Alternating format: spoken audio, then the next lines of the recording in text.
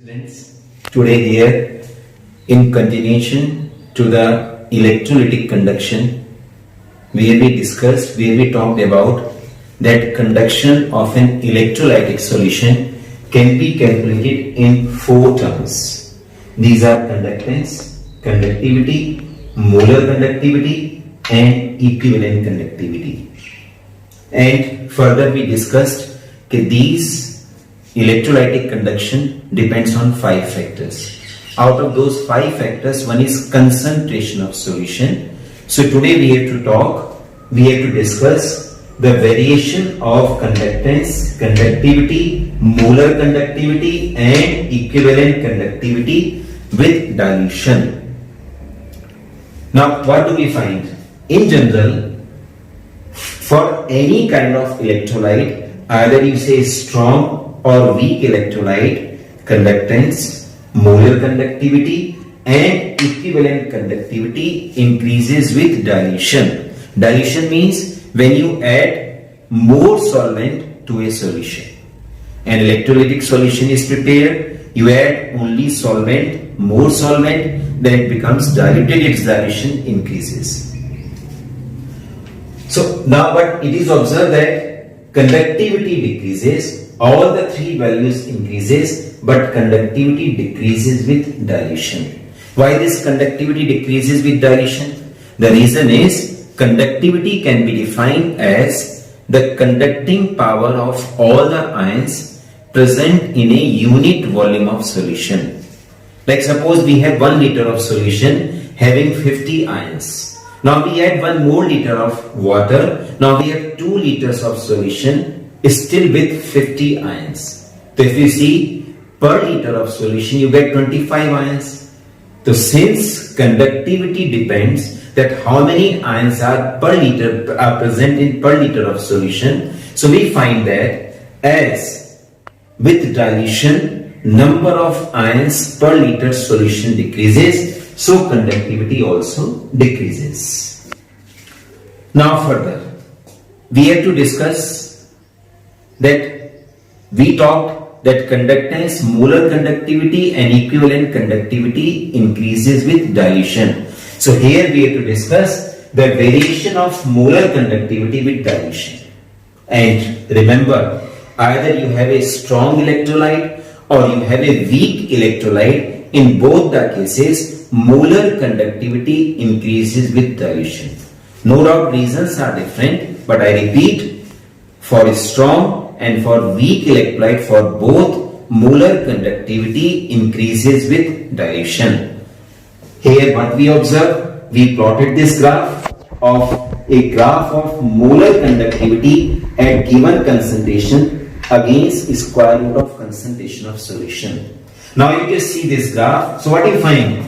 That this is the case of KCl, which is a strong electrolyte, and this is the case of acetic acid, which is a weak electrolyte. So you observe molar conductivity of KCl and CH3COOH both increases with dilution. This axis shows point of concentrated solution and this axis shows point of dilute solution. So at a point of dilute solution, molar conductivity of KCl increases and for CH3COOH it also increases. Both increases, but reason is different. In case of strong electrolyte means which is completely dissociated. So why this molar conductivity increases with dilution? Because with adding solvent, ions they become apart from each other. They get a greater distance between them. So inter-ionic attraction decreases. Inter-ionic attraction, as it decreases, ions move freely. And when they move freely, they conduct more electricity. But remember, in case of a strong electrolyte, there is a less increase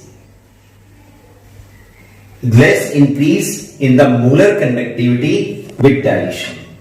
It is less increase in molar conductivity with dilution.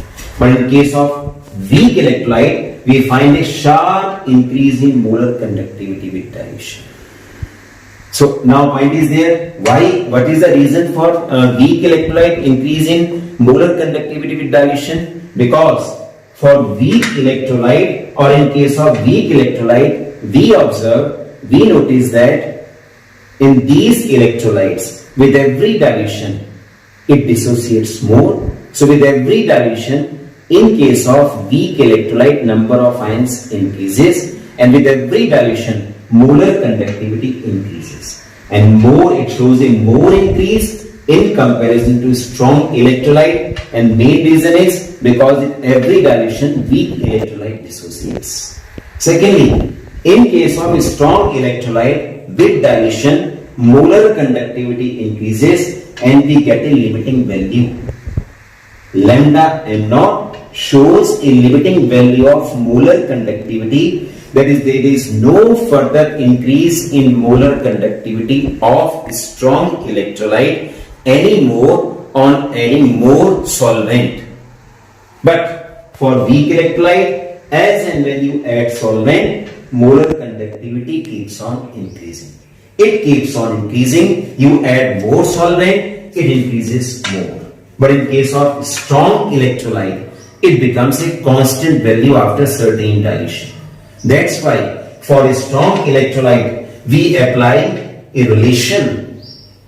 Lambda mc is equals to lambda m naught minus a root c. Lambda mc means when you want to get the molar conductivity at given concentration. Lambda m naught is molar conductivity at infinite dilution. That is, it is the limiting value. Now, no further increasing molar conductivity.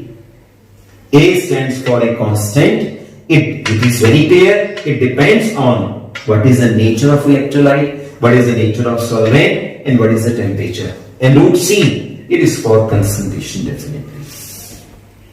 So I repeat, for strong electrolyte, we get a limiting value of molar conductivity, but for weak electrolyte, we do not get a limiting value of molar conductivity, remember. So this is how this variation of molar conductivity for a strong or weak electrolyte takes place with dilution. Now question is there, you can ask, okay, sir, then how to find the molar conductivity at infinite dilution for weak electrolytes? For a strong, we can get graphically also. Then how to get for weak electrolytes? So for this purpose, students, we have Kolmogorov law. And this Kolmogorov law, in very brief, it says that in electrolytic conduction, every cation and anion play its role. Means when we say that electrolytic solution conduct electricity, so cation and anion both carry some charges. This is Kolmogorov law. And it says that molar conductivity of any electrolytic solution at infinite dilution, that is its limiting value. So at infinite dilution, it is always equals to the sum of ionic conductivities of cations and anions at infinite dilution. Means if you want to get the limiting value of molar conductivity of an electrolyte, then add the limiting values of ionic conductivities of cation and anion. For example, you want to get the molar conductivity of KCl. So add the ionic conductivity of K positive and Cl negative at infinite dilutions, or you can say get the limiting value of K positive and Cl negative. Similarly, if you want to get the molar conductivity, limiting value of molar conductivity of aluminum sulfate, so get the limiting value of ionic conductivity of aluminum ion, limiting value of ionic conductivity of sulfate ion multiplied by their ions. So Kolmogorov law can also be called as that limiting value of molar conductivity of an electrolyte is equals to the sum of limiting values of ionic conductivities of cations and anions, each multiplied by the number of ions produced by one formula unit. This is a complete Kolmogorov law. Now by using this Kolmogorov law, we can find It has certain applications. So we can find molar conductivity of a weak electrolyte at infinite dilution.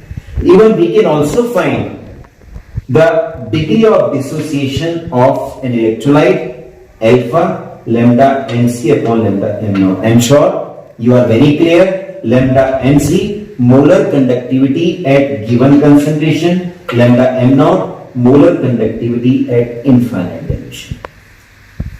And next we can also find dissociation constant of an electrolyte. Formula Kc is equals to C alpha square upon 1 minus alpha. C stands for molar concentration, alpha stands for degree of dissociation.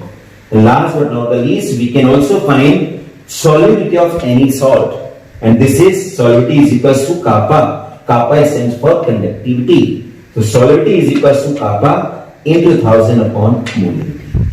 No doubt how to apply, how to use these relations you will get in further videos.